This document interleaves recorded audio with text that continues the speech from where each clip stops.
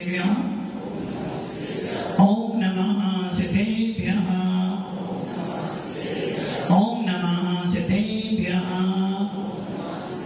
यदर्चा भावेन प्रमदितमनादरे दुर्यः छनादा सिद्धसर्गी भुनगन समद्या सुगनिधि लवन्ते सर्वत्र शिवसुखसमाजं किमुतदा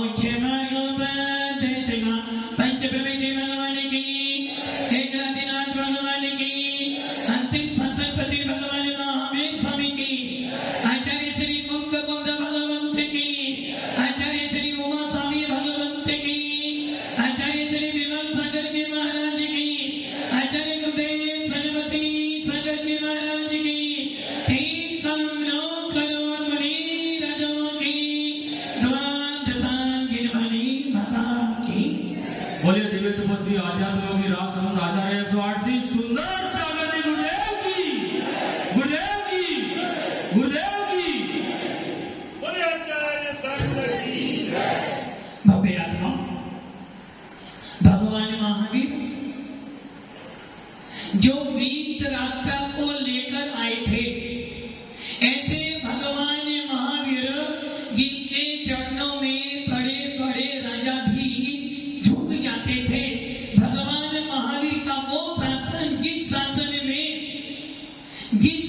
में एक बार यदि तुम्हें आत्मा की लगन लग गई तो निश्चित है तुम्हारा मोक्ष जाना पक्का है। ऐसे भगवान महावीर के शासन में भी हम सबको अवसर मिला है। इस भगवान महावीर के वीतराग शासन में हमें अवसर मिला है।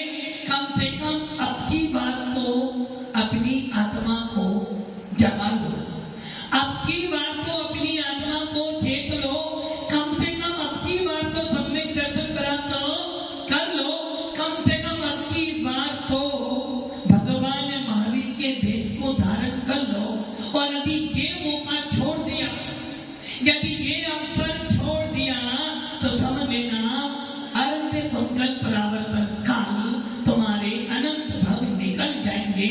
इसलिए भगवान महावीर का वीतराग शासन मिला है। भावों को खराब नहीं करना है। भगवान महावीर का शासन मिला है। भावों में थोड़ी सी निर्मलता ले आओ। आपकी थोड़ी सी परिणामों की निर्मलता आपके अनंत कर्मों की निग्रह में कारण बन जाएगा। इसलिए उमा स्वामी भगवान तत्वान सूत्र की रचना कर रहे हैं। आप मंगलाचरण करते हैं। मोक्ष मार्ग नेतरम भेतरम करतो बता यत्तरम विचितत्वाना बंदे तद्गुण लब्धहि बंदे तद्गुण लब्धहि बंदे तद्गुण लब्धे। हे भगवान, आप हितोपदेशी हो, वीतरागी हो, सर्वज्ञ हो और मैं अपने गुणों को प्रकट करने के लिए संतोष जी अपने पुण्य को छोड़ने के लिए बढ़ाने के लिए मैं अपने पुण्य को क्षय करने के लिए, हमें पुण्य नहीं चाहिए, पुण्य मिलेगा संसार मिलेगा, और पुण्य छोड़ दोगे तो संसार से पार पाप भी छोड़ना है और पुण्य भी छोड़ना है। हे भगवान, अपने पाप पुण्य दोनों को नष्ट करने के लिए, अपने अंदर बैठे केवल ज्ञान की प्राप्ति करने के लिए, अपने अंदर बैठे परमात्मा को प्रकट करने के लिए और अपने अंदर बैठे उस भाव मोक्ष को प्रकट करने के लिए आपकी वंदना करने आया हूं, बंदे तदगुण लब्धे। भव्य आत्माओं, चर्चा चल रही है तत्वान सूत्र के दूसरे अध्याय का पहला सूत्र, भावोगी। दिन भर में कितने भाव बनाते हो? कोई गिनती? शरीर में बुखार हो जाता है तो हर एक एक घंटे में नापते हो। दूध वाला दूध लाता है और थोड़ा सा कम दे दे तो एक दिन चल जाएगा, दूसरे दिन यदि कम देता है तो टोक देते हो। बाजार में जाते हो, कोई वस्तु लाते हो तो भाव तोल करते हो। सोना जरा सा ज्यादा हो जाए, सोना वो सोना नहीं, गोल्ड, यदि सोना तोल में जरा सा ज्यादा हो जाए तो लाखों रुपए का हेरफेर हो जाता है, और जरा सा कम हो जाए तो लाखों का लॉस भी। गाड़ी में ज्यादा डीजल भर दो तो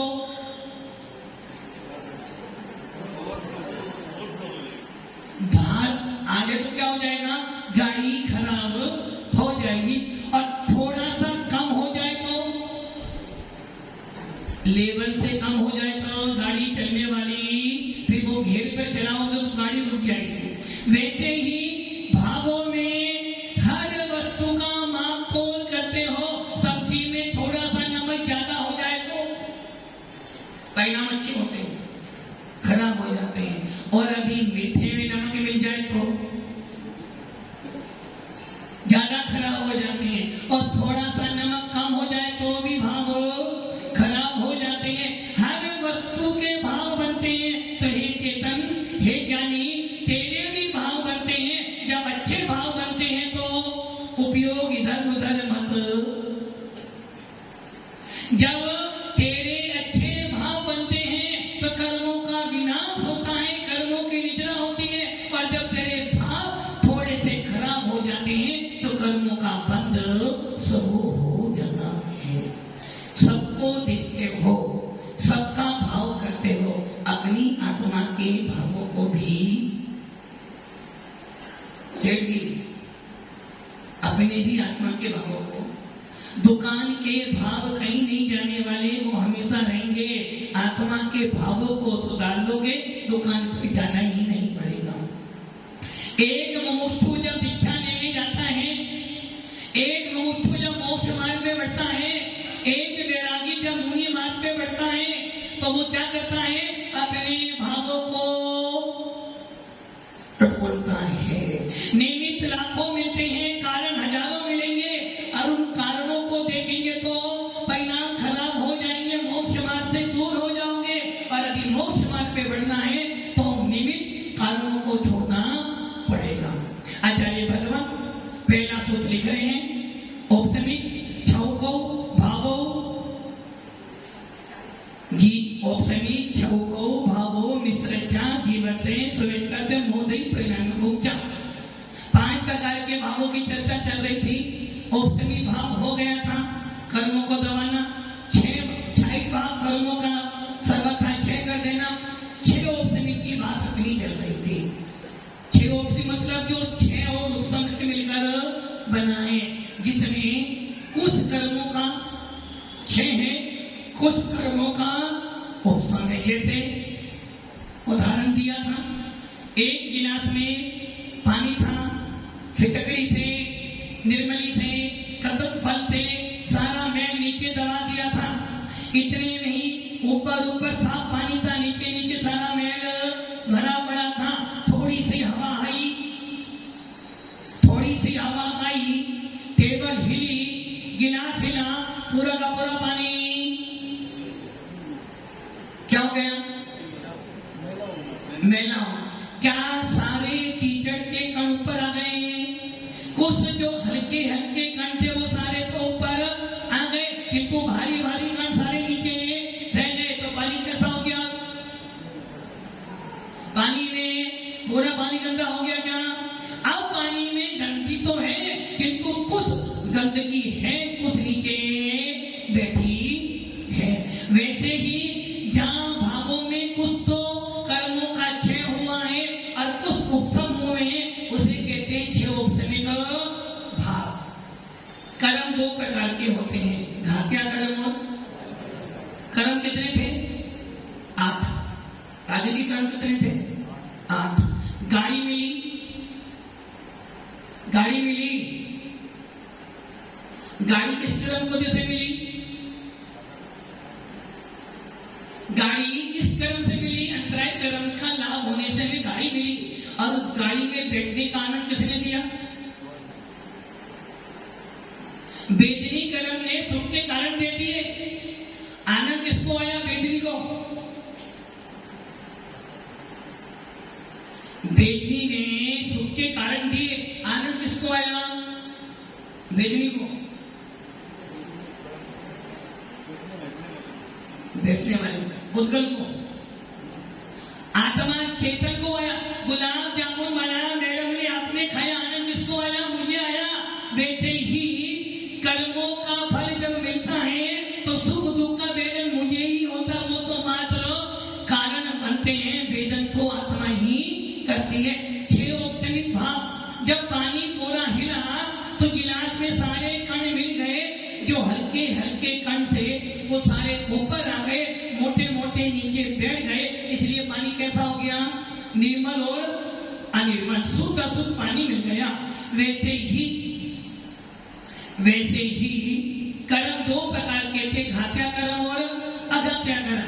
घात्या कर्म के लिए कहते हैं जो जीव के अनुजीवी गुणों का घात करते हैं। अघात्या कर्म के लिए कहते हैं जो जीव के प्रतिजीवी गुणों का घात करते हैं। जो जीव को केवल ज्ञान की प्राप्ति करने ना दे वो घात्या कर्म, और जो जीव को सिद्धि की प्राप्ति ना करने दे वो हो गया घात्या कर्म। घात्या कर्म कितने होती हैं? 4। ज्ञानावरणी, दर्शनावरणी, मोहिनी और अंतराय।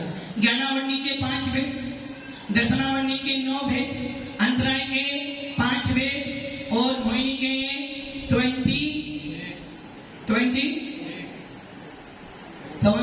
27। तो एक छोटे ना वो मोह करते हैं ना। 28 कितने हो गए? ज्ञानावरणी 5, दर्शनावरणी 9, अंतराय 5 और मोहिनी 28। कितने हो गए? 47। तो हिसाब तो तुम्हारा एकदम क्लियर है। सोना चांदी बेचोगे तो हिसाब तो ऐसा ही करना पड़ेगा। संतों की आपका क्या भाव है? आपका कौन सा भाव है? और सोना का भाव है? सोना बहुत महंगा है और आप बहुत सस्ते हो। अच्छा, सोना महंगा है, डायमंड महंगा है? अच्छा, डायमंड महंगा है, हीरा महंगा है ना? अच्छा, हीरा महंगा है या आपकी आत्मा महंगी है? आत्मा महंगी है। अच्छा, आत्मा महंगी या आपके परिणाम महंगे हैं? उधर क्या देख रहे हैं? उधर मत देखो। अरे अब देखो जब कितनी गलत मानता भरी पड़ी है। क्या करें? महाराज हमें घुमा रहे हैं, सही है ना?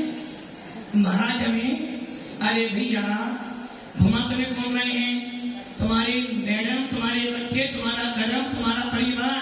महाराज तो तुम्हें संसार से घुमा घुमा के संसार से किनारे ला रहे ताकि तुम्हें मोक्ष की प्राप्ति हो जाए। यदि महाराज के साथ में घूमोगे जीव दया से बचोगे, यदि महाराज के साथ में घूमोगे कर्मों से छूट जाओगे, और यदि महाराज के साथ में घूमते घूमते जाओगे तो कम से कम मोक्ष मिल जाएगा। और मैडम के साथ घूमोगे तो, यदि मैडम के साथ में घूमोगे क्या मिलेगा? 8 कर्म मिलेंगे, संसार मिलेगा। गणेश जी वो कह रहे हैं संतोष महाराज घुमा रहे हैं, और मैं कह रहा हूं भैया तुम्हारी मैडम तुम्हें घुमा रही, और मैडम भी नहीं घुमा रही, तुम्हारा मोह के घुमा रहा है। इसलिए आचार्य कहते हैं रहे सदा सत्य संग उन्हीं का। नवीन जी कहाँ रहना है? विनोद जी कहाँ रहना है? घर बेल्जियम रहना है। रहना कहाँ है? अरे गुरु का हाथ पकड़ लोगे तो संसार के किनारे आ जाओगे, और घर वालों का हाथ पकड़ोगे तो महाराज से दूर हो जाओ। इसलिए हम आपको नहीं घुमा सकते। क्या कह रहा था? सबसे महंगी कौन सी वस्तु है? आत्मा या आपके परिणाम? आचार्य उमा स्वामी भगवान तत्वा सूत्र के पहले सूत्र में भावों की चर्चा करें। सबसे महंगे तुम्हारे भाव हैं। अच्छा मान लो यदि सोना 10 रुपए या 10,000 रुपए हो जाए तो सोना काम का है क्या? 10,000 है, अभी 60 चल रहा है, 10 हो गया तो क्या सोना काम का है? और चांदी 50 है तो वो तो मांगो कौन सा है? सोना 60 से 10 पर आ जाए, चांदी 10 से 50 पर हो जाए, वो तो मूल्य किसका होगा? चांदी का होगा। वर्तमान में चांदी का होगा, और आपको लगे सोना बढ़ जाएगा तो मूल्य होगा। वैसे ही मूल्य किसका? सोने का, उसके भाव का। भाव का। वैसे ही मूल्य किसका है? आत्मा का नहीं, आत्मा के परिणामों का। क्योंकि जैसा जीव परिणाम बनाता है वैसे ही कर्मों का आश्रय बंद होता है। तो 6 औपचारिक भाव,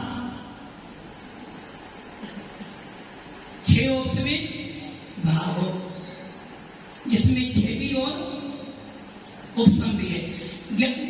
घात्या कर्मों की 47 प्रकृतियां थी, जिसमें 2 प्रकार की शक्तियां हैं। घात्या कर्म कैसा होता है? घात्या कर्म जीव के केवल जड़ को प्रकट होने नहीं देता है। और ऐसे घात्या कर्म की 47 प्रकृतियों में 2 प्रकार की पावर है, 2 प्रकार की ऊर्जा है। एक ऊर्जा तो ऐसी है जो जिसके होने पर आपको कोई भी गुण प्रकट होने वाला, और एक पावर ऐसी है जिनके सद्भाव में होने पर भी आपके अंदर में गुणों की बजाय प्रकट हो सकती है। जैसे केवल ज्ञानावरणी। केवल ज्ञानावरणी क्या काम करती है धनपाल जी? केवल ज्ञान से आवरण डालती है। अर्थात ज्ञानावरणी गर्भ के उदय रहते रहते आपको थोड़ा बहुत केवल ज्ञान हो सकता है, फेल हो जाओगे। केवल ज्ञानावरणी गर्भ के उदय रहते रहते आपको थोड़ा सा भी केवल ज्ञान प्राप्त होने वाला नहीं, क्योंकि केवल ज्ञानावरणी सर्वघाती प्रकृति में सर्वघाती स्पर्धक लेकर बैठी है। उसके उदय होने पर आपको कोई भी गुण प्रकट होने वाला। केवल ज्ञानावरणी, केवल दर्शनावरणी और 5 निद्रा। निद्रा निद्रा, प्रचला प्रचला, स्नान दर्दी, निद्रा प्रचला, 6 ये प्रकृति ये कहती है इनके उदय रहते रहते आपको कोई भी गुण प्रकट होने वाला। ज्ञानावरणी का केवल ज्ञान, दर्शनावरणी की 6 प्रकृति।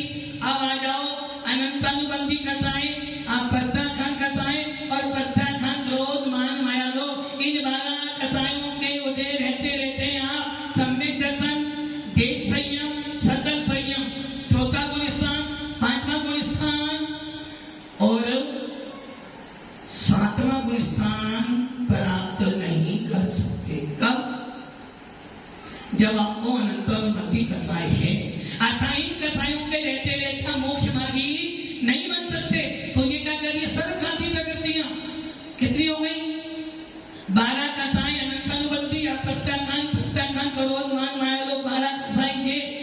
एक केवल ज्ञानावरणी 13 और 6 दर्शनावरणी, 5 निद्रा और 1 केवल दर्शनावरणी 19 और 1 बची सबसे खतरनाक। सबसे खतरनाक मिथ्यात्व।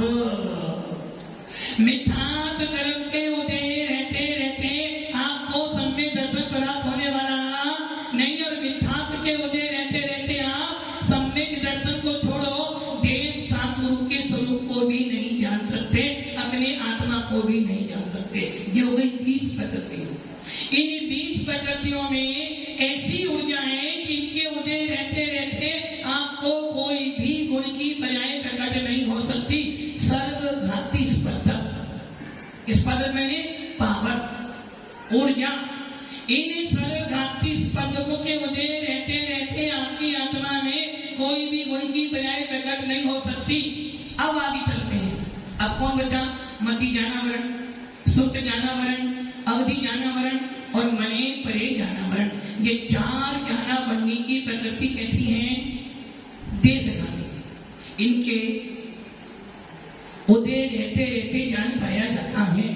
सुनील जी आपके पास ज्ञान है, कौन सा ज्ञान है? केवल ज्ञान, मति ज्ञान, सुख ज्ञान। क्यों है? अरे जीत तो हो, जो कि मेरे पास में ये देशघाती प्रकृतियां हैं, ये सर्वथा पूरा विनाश नहीं करती। दर्शनावरणी की तीन, चक्षु दर्शनावरणी, अचक्षु दर्शनावरणी और अवधि दर्शनावरणी, ये तीनों कैसी है? देशघाती। इनके सद्भाव में हमें कुछ ना कुछ दर्शन पाया जाता है। संतोष जी आपके पास अचक्षु दर्शन है? कहाँ है? अचक्षु दर्शनावरणी कर्म है, ये कर्म है ना? कहाँ है? नेत्र को छोड़कर बाकी सारी इंद्रिय अचक्षु दर्शनावरणी है। तो चक्षु दर्शनावरणी, अचक्षु दर्शनावरणी, अवधि दर्शनावरणी, ये तीन प्रकृति देशघाती। चारों तीन सात। अब आ जाओ मोहिनी, स्वजन, क्रोध, मान, माया, लोभ, हाथ से आदि 9 कसाएं, 9 और 4 13, 13 और 7 20। अब आ जाओ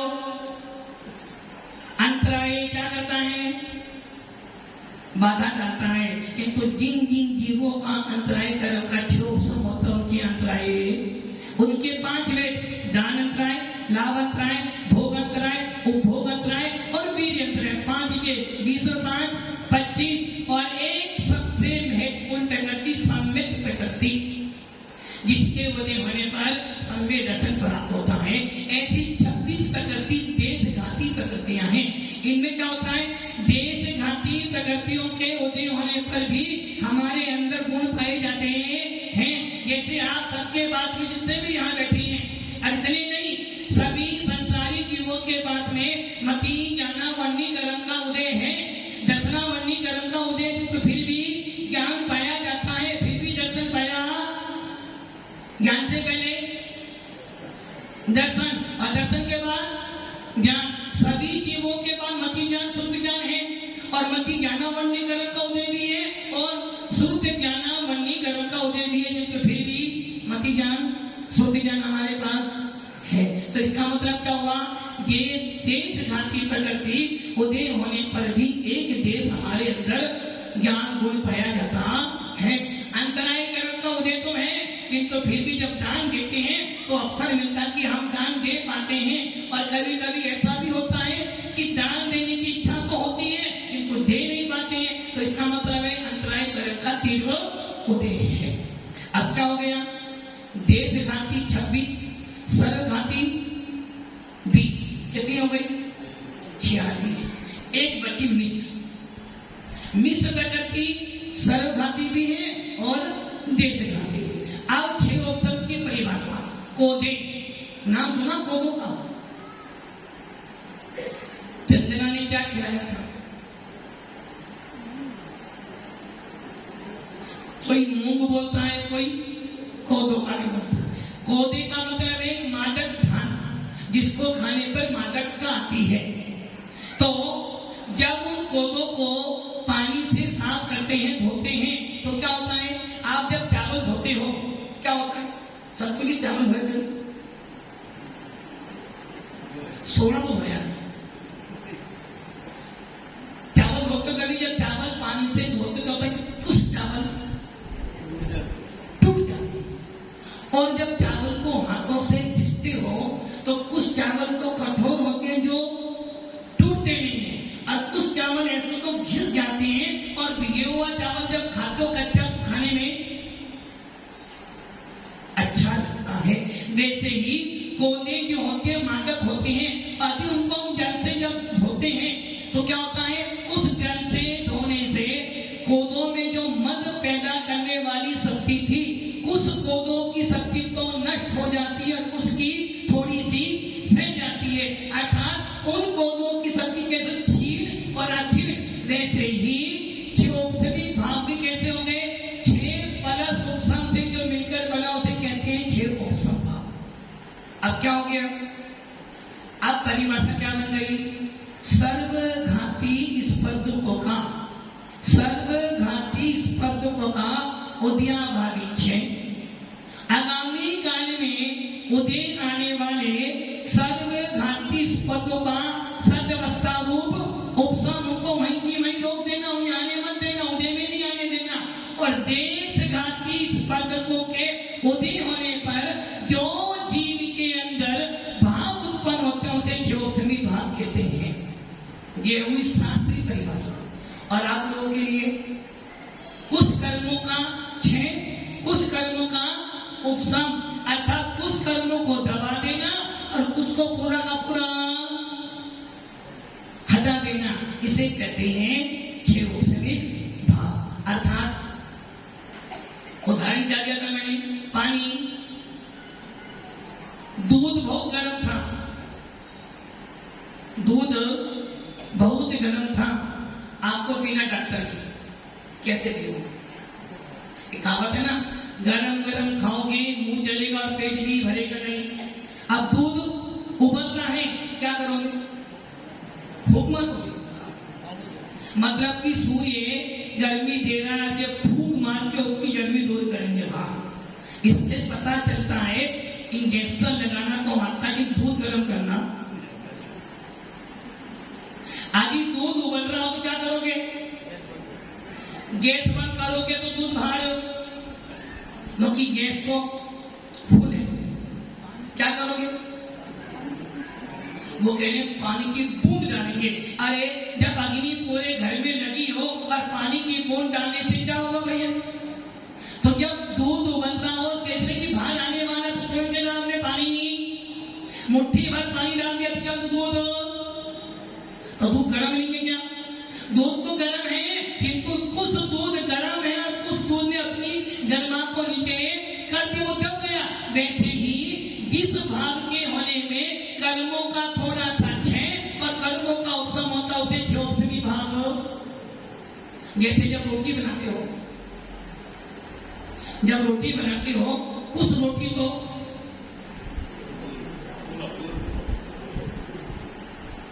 गोला बन जाता है, कुछ रोटी फूल जाती है, ये बोलो ना, और कुछ रोटी ऐसी होती है थोड़ी सी फूल के थोड़ी दब जाती है।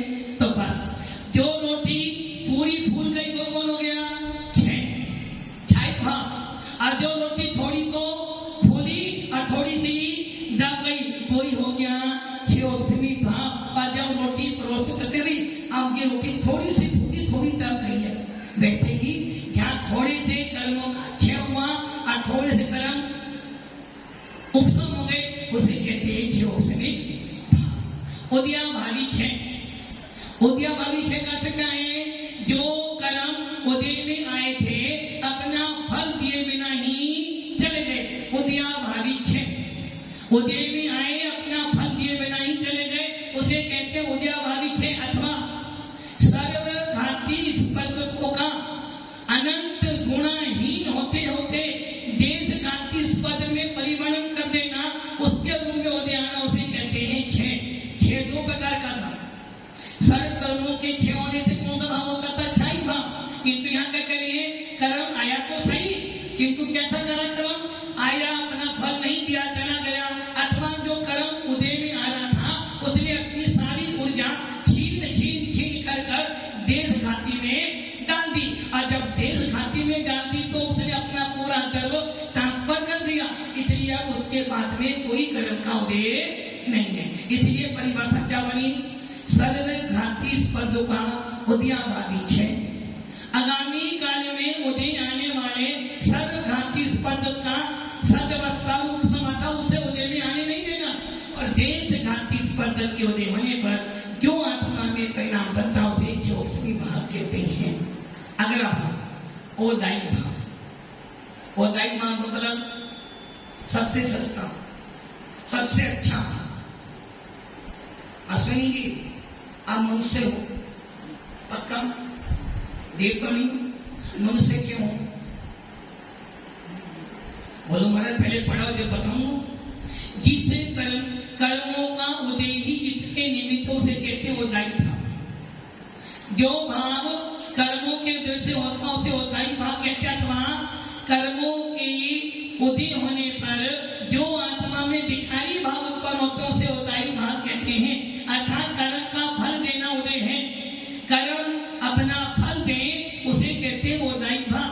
दर्व क्षेत्र काल भाव के निमित्त से प्रत्येक कर्म आपको फल देता है उसे कहते हैं उदाई का भाव। अब ये बताओ आप मनुष्य हो?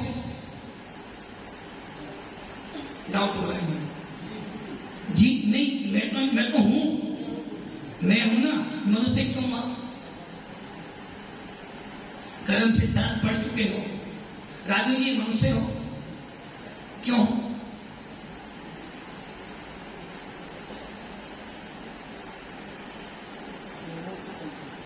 वो तो पता है कर्म के कर्म। कौन सा कर्म? आयु कर्म, नाम कर्म। नाम कर्म का उदय है मनुष्य गति नाम कर्म का, तो उदाई भाव से कराए। जो जो तुम्हें मिला है सुख दुख, अभी आप सुखी हो रहे हो, थोड़ी देर में दुखी हो गए, किसने दिया? कर्म का उदय आ गया। अभी अभी पवन जी बैठे थे और फोन आया कि 2 लाख का फायदा हो गया, तो क्या मेरा कर्म का तीर मुझे आया, लाभ हो गया। और मालूम पड़ा हाथ देने जा रहे थे, महाराज जी नहीं आए, तो क्या हो गया? अंतरय कर्म का उदय आ गया। कर्मों का उदय ही जिसमें निमित्त उसे उदाई भाव कहते हैं। यदि मेरे मिथ्यात्व कर्म का उदय तो कौन सा भाव उदाई भाव है? कर्म का उदय आ गया, उदय मैंने फल देना। मेरा गुणस्थान कौन सा है? मेरा गुणस्थान कौन सा है? जी अच्छा, आपका दादी गुणस्थान है आपका कौन सा? 14। 1 से 4 में 1 से 4 है, एक ही है, पहला ही है।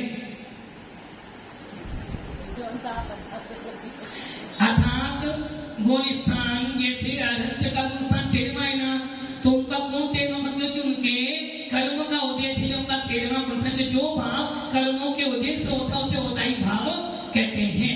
पारिणामिक भाव, पारिणामिक भाव कहता है ना तो किसी भी कर्म की अपेक्षा नहीं करता, वो भाव होता है पारिणामिक भाव। अर्थात जो भाव कर्मों से निरपेक्ष है वो पारिणामिक भाव, अथवा जो भाव उत्पाद वैसे रहित है उसे कहते हैं पारिणामिक भाव, अथवा जो भाव स्थिर है, जो भाव कभी विनाश को प्राप्त नहीं होता उसे कहते हैं पारिणामिक भाव। अर्थात जिस भाव में कर्मों का उदय,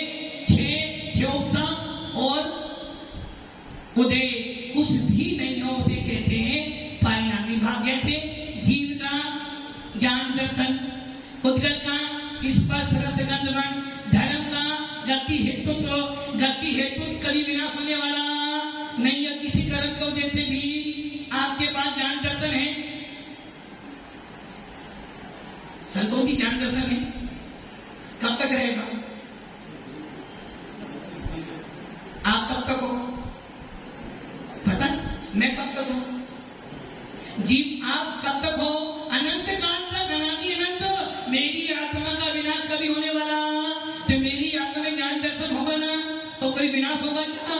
नहीं होगा। वैसे ही जब मेरी आत्मा का ज्ञान दर्शन विनाश को प्राप्त होने वाला है, तो मैं कौन हो गया? स्थायी अविनाशी। वैसे ही धर्म कर्म में गति है तो आकाश में अवगान है, तो कभी विनाश होने वाला। बस यही पारिणामिक भाव है। इस प्रकार आपका पहला सूत्र पूरा होता है।